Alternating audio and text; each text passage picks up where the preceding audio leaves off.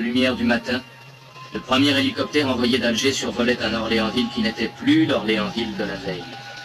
Il y avait des trous noirs dans cet ensemble rouge et blanc qui était une ville de 40 000 habitants. Les toits s'étaient effondrés, les immeubles avaient disparu et les rues étaient vides. On eût dit que par un gigantesque coup de pompe, Orléansville s'était vidé de son peuple, vidé de ses travaux journaliers, vidé de sa vie quotidienne. Dans les rues jonchées de moellons, les yeux se portaient sur des groupes hébétés, sur des ruines croulantes, sur des maisons qui n'étaient plus que des murs, sur des murs qui n'étaient plus que des pierres.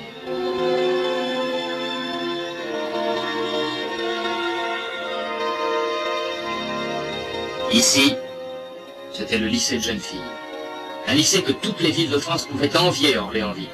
Il avait été comme découpé au rasoir. Le centre avait disparu. Les dramatiques épaves, les cahiers d'école restaient ouverts au milieu des plâtras. Ici, c'était l'église. Les cloches ne pourraient même pas sonner le glas des morts d'Orléansville. Ici, c'était l'hôtel Baudouin, dont par toute l'Algérie on vantait la tenue. La veille au soir, les voyageurs s'étaient couchés paisiblement en rêvant au lendemain. Quelques-uns seulement avaient pu fuir par les fenêtres.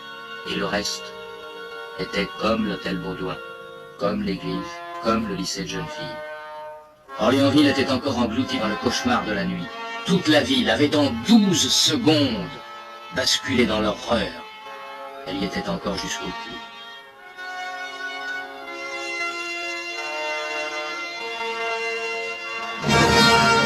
En France, les journaux traduisaient le...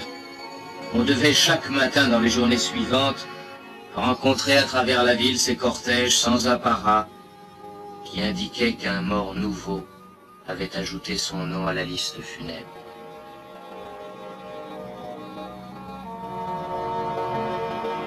Et les vivants, ils avaient tout perdu. Il manquait de tout. On voyait chaque matin aux portes de l'hôtel de ville ces foules qui venaient tout demander, aussi bien un toit provisoire que le pain de la journée, mais aussi bien que le pain de la journée, des nouvelles d'absents qui peut-être n'en donneraient plus jamais.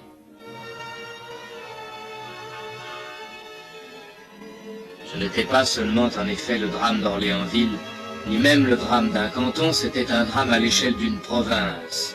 Dans tout le Chélif, les routes montraient des traces éloquentes. Ici, c'était un pont qui avait souffert. Là, un minaret brisé. Ailleurs, un marabout ruiné.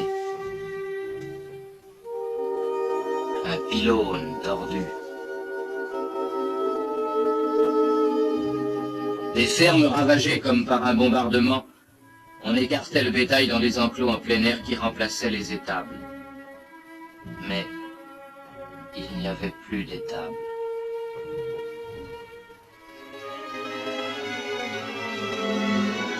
Parfois, devant un gourbi écroulé, un enfant sanglotait.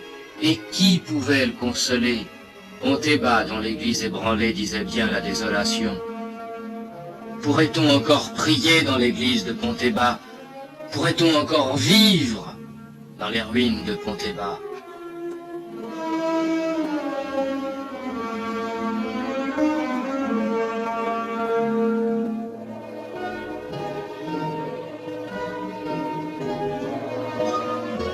On avait vu aussi Anoto. Anoto n'était plus qu'un tas de pierres découpées par les vides de ses 6 rues.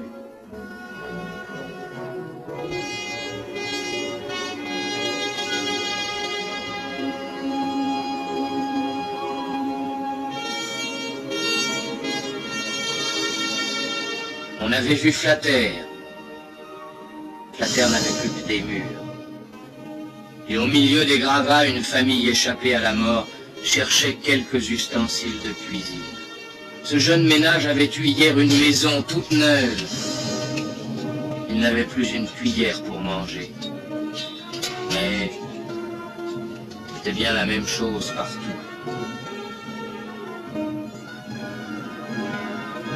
Dans les gourbis effondrés, on récupérait les provisions de grains précieusement conservées pour les semences de l'automne. Si le grain manquait, comment sèmerait-on ?